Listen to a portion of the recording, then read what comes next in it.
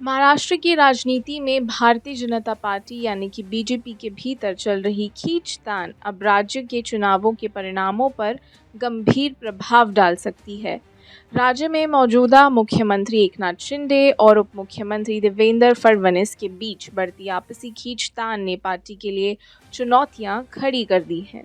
इस सियासी संघर्ष ने न केवल पार्टी के भीतर असंतोष को जन्म दिया है, बल्कि बीजेपी के केंद्र नेतृत्व नरेंद्र मोदी और अमित शाह के लिए भी एक मुश्किल स्थिति पैदा कर दी है।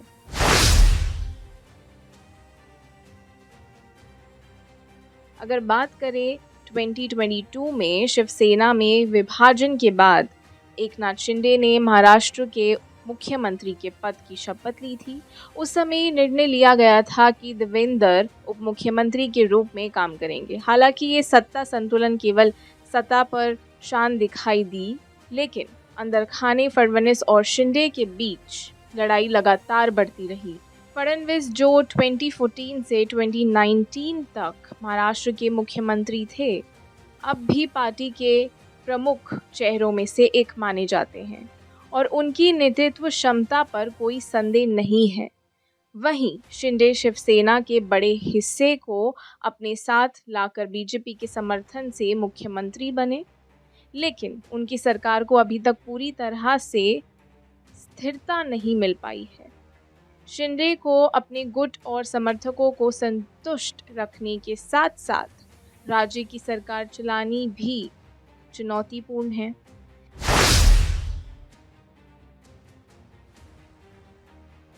एकनाथ शिंदे को महाराष्ट्र में जनता के बीच शिवसेना के विभाजन के बाद लोकप्रियता में गिरावट का सामना करना पड़ा है।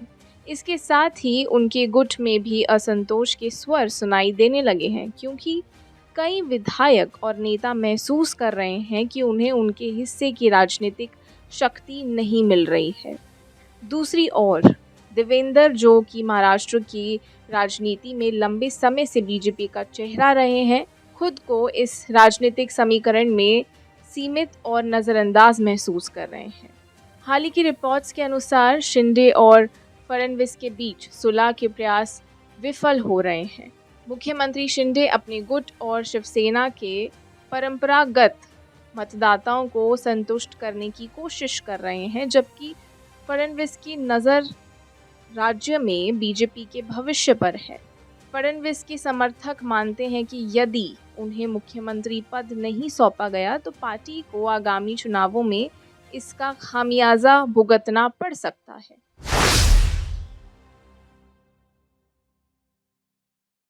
बीजेपी के भीतर भी शिंदे और देवेंद्र की ये खींचतान अब खुलकर सामने आ चुकी है।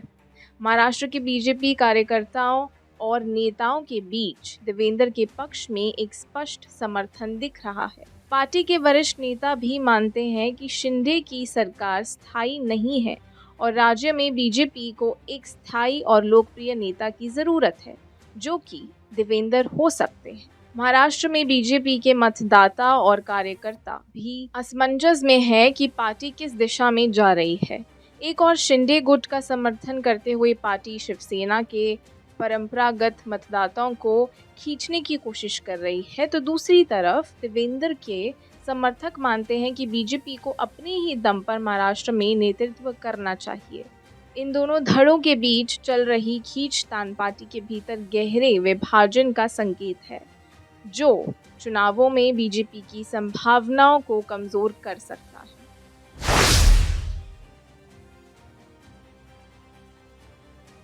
बीजेपी के केंद्र नेतृत्व ने महाराष्ट्र की स्थिति को सुलझाने के कई प्रयास किए हैं, लेकिन उन्हें अभी तक कोई ठोस सफलता नहीं मिली है।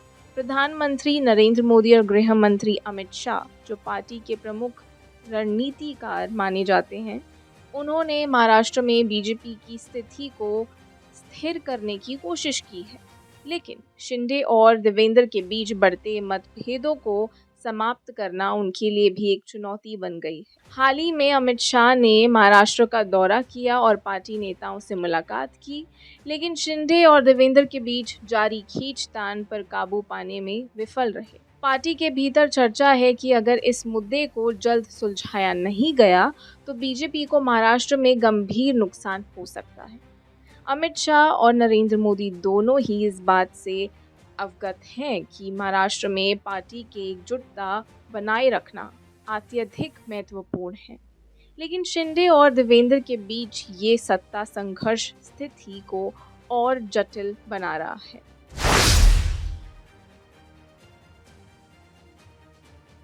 महाराष्ट्र में आगामी चुनाव बीजेपी के लिए बेहद महत्वपूर्ण है। राज्य में शिवसेना के विभाजन के बाद बीजेपी को उम्मीद थी कि ये शिंदे गुट के साथ मिलकर सत्ता में बनी रहेगी, लेकिन देवेंद्र और शिंदे के बीच जारी खींचतान इस संभावना को कमजोर कर रही है। जनता के बीच ये धारणा बन रही है कि शिंदे और देवेंद्र अपनी राजनीतिक महत्वाकांक्षाओं के चलते राज्य के विकास के प्रति गंभीर नहीं है, जिससे बीजेपी की छवि को नुकसान पहुंच रहा है। ये स्थिति न केवल महाराष्ट्र के लिए बल्कि बीजेपी के राष्ट्रीय भविष्य के लिए भी खतरनाक साबित हो सकती है। हरियाणा में भी बीजेपी को अंदरूनी संघर्षों का सामना करना पड़ रहा है, जहां कई नेता पार्टी से असंतुष्ट हो गए हैं। अगर महाराष्ट्र में भी यही स्थिति जारी रही तो बीजेपी को न केवल महाराष्ट्र की सत्ता से हाथ धोना पड़ सकता है बल्कि राष्ट्रीय राजनीति में भी उनकी पकड़ कमजोर हो सकती है।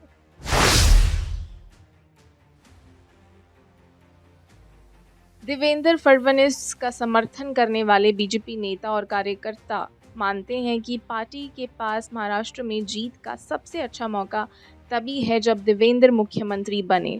वे शिंदे के नेतृत्व को अस्थायी और कमज़ोर मानते हैं और मानते हैं कि शिंदे की शिवसेना पार्टी को लंबे समय तक मजबूत समर्थन नहीं दे सकती। शिंदे की चुनौती ये है कि वे बीजेपी के समर्थन से सरकार चला रहे हैं, लेकिन उनके पास अपनी पार्टी की एकजुटता बनाए रखने में कठिनाई हो रही है। हाल की घटनाओं के मुताबिक शिंदे और देवेंद्र के बीच बढ़ते मतभेद अब सार्वजनिक रूप से सामने आने लगे हैं। देवेंद्र अपने समर्थकों के साथ मिलकर शिंदे को लगातार चुनौती दे रहे हैं, जबकि शिंदे अपनी सत्ता को बचाने के लिए लगातार कोशिश कर रहे हैं। देवेंद्र का दावा है कि महाराष्ट्र की जनता उन्हें एक बार फिर मुख्यमंत्री के रूप में देखना चाहती है, जबकि शिंदे अपनी सरकार को स्थिर करने की लगातार कोशिश कर रहे हैं।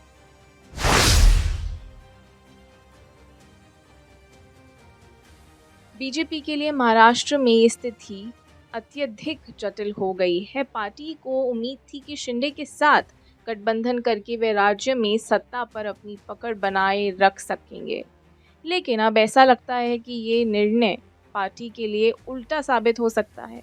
अगर शिंदे और देवेंद्र के बीच ये सत्ता संघर्ष जारी रहता है तो बीजेपी को न केवल महाराष्ट्र में बल्कि राष्ट्रीय स्तर पर भी गंभीर नुकसान उठाना पड़ सकता है।